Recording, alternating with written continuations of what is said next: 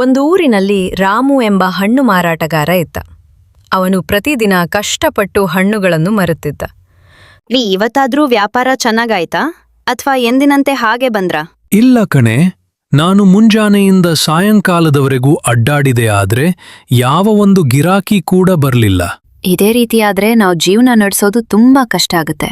ಆದ್ರಿಂದ ನಾನು ಕೂಡ ನಿಮ್ಮೊಂದಿಗೆ ಹಣ್ಣು ಮಾರಲು ಬರುತ್ತೇನೆ ಅಂತ ಹೇಳಿ ಮರುದಿನ ಇಬ್ರು ಕೂಡ ವ್ಯಾಪಾರ ಮಾಡಲು ಬೇರೆ ಊರಿಗೆ ಹೊರಟರು. ನಡೀತಾ ನಡೀತಾ ಕಮಲ್ಪುರ್ ಎಂಬ ಊರಿಗೆ ತಲುಪುತ್ತಾರೆ. ಅಲ್ಲಿ ತಲುಪಿದ್ಮೇಲೆ ಒಬ್ಬ ಕಸ್ಟಮರ್ ಹೀಗೆ ಕೇಳ್ತಾಳೆ, ಅಕ್ಕ, ನಿಮ್ ಹತ್ರ ಇರುವ ಈ ಪೆರು ಹಣ್ಣಿನ ಬೆಲೆ ಎಷ್ಟು?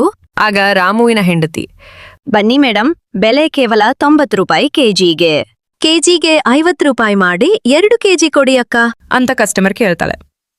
ಆಗ ವ್ಯಾಪಾರ ಚೆನ್ನಾಗಿ ಆಗದ ಕಾರಣ ರಾಮುವಿನ ಹೆಂಡತಿ ಆಯ್ತು ಅಂತ ಕೊಡ್ತಾರೆ. ಅವ್ರು ಇನ್ನಷ್ಟು ಅದೇ ಊರಲ್ಲಿ ಅಡ್ಡಾಡಿ ಹಣ್ಣು ಮರುತ್ತಾರೆ, ಆದ್ರೆ ಅವರಿಗೆ ಅಷ್ಟೇನೂ ಲಾಭ ಆಗ್ಲಿಲ್ಲ. ಅದರಿಂದ ಅವ್ರು ಹಣ್ಣು ಮಾರುವ ಕೆಲಸ ಬಿಟ್ಟು ಬೇರೆ ಯಾವ್ದಾದ್ರೂ ಕೆಲಸ ಮಾಡ್ಲಿ ಯೋಚಿಸ್ತಾ ಕುಳಿತಿರ್ತಾರೆ. ಅಷ್ಟರಲ್ಲಿ ರಾಮುವಿನ ಹೆಂಡತಿಗೆ ಒಂದು ವಿಚಾರ ಬರುತ್ತದೆ.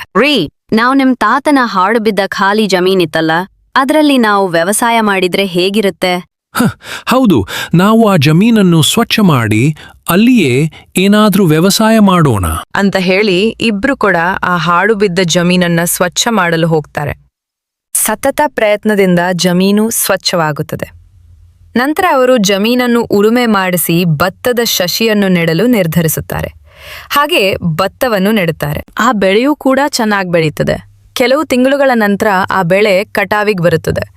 ಆ ಜಮೀನಲ್ಲಿ ಇಬ್ರು ಕೂಡ ಖುಷಿಯಾಗಿ ಭತ್ತವನ್ನ ಕಟಾವು ಮಾಡಿ ಮನೆಗೆ ಭತ್ತದ ಮೂಟೆಯನ್ನ ತರುತ್ತಾರೆ. ತಮಗ್ ಬೇಕಾದಷ್ಟು ಅಕ್ಕಿನ ಮನೆಯಲ್ಲೇ ಇಟ್ಕೊಂಡು ಉಳ್ದ ಅಕ್ಕಿಯನ್ನ ಗಂಡ ರಾಮು ಮಾರ್ಕೆಟಿಗೆ ಮಾರಲು ಹೋಗ್ತಾನೆ. ಶೇಠ್ಜಿ, ನನ್ನ ಹತ್ತಿರ 20 ಭತ್ತದ ಮೂಟೆಗಳಿವೆ. ನೀನು ಈ ಮೂಟೆನ ವ್ಯವಹಾರ ಮಾಡುತ್ತೀಯಾ? ಯಾಕ್ ಮಾಡಲ್ಲ, ಮಾಡ್ತೀನಿ ರಾಮಣ್ಣ. ಆದ್ರೆ ಈ ಮೂಟೆಗಳಿಗೆ ನಾನು 20,000 ಕೊಡ್ತೀನಿ ಅಂತ ಶೇಠ್ಜಿ ಹೇಳ್ತಾನೆ. ಈ ಮೂಟೆಗೆ ಕೇವಲ 20,000 ಅಷ್ಟೇನಾ ಶೇಠ್ಜಿ ಅಣ್ಣ?